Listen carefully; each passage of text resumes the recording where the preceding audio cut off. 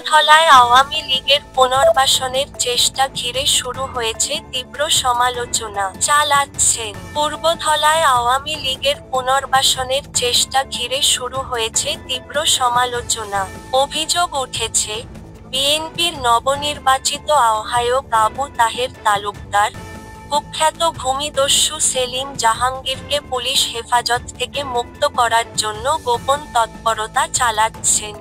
স্থানীয় সূত্র জানায়, জাহাঙ্গীরের ভাই সোহাগ সম্প্রতি বিএনপির কয়েকজন নেতার সঙ্গে একাধিক বৈঠক করেছেন।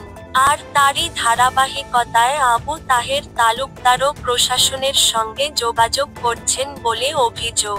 স্মরণ করা যায়, সাবেক এমপি বেলালের পিএস পরিচয় সেলিম জাহাঙ্গীর দীর্ঘদিন দুর্নীতি, লুটপাট ও সন্ত্রাসের মাধ্যমে ত্রাসের রাজত্ব কায়েম করেছিলেন।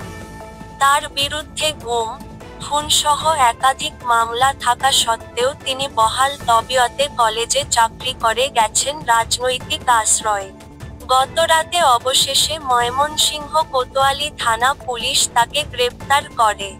এদিকে, জাহাঙ্গীরকে ছাড়িয়ে আনার এই অপচেষ্টা ঘিরে ক্ষুব্ধ প্রতিক্রিয়া জানিয়েছেন স্থানীয় বিএনপি নেতাকর্মীরা।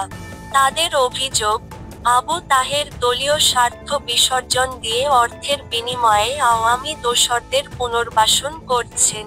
এই বিষয়ে আবু তাহের তালুকদারের সঙ্গে যোগাযোগ করা হলেও তিনি কোনো মন্তব্য দেননি।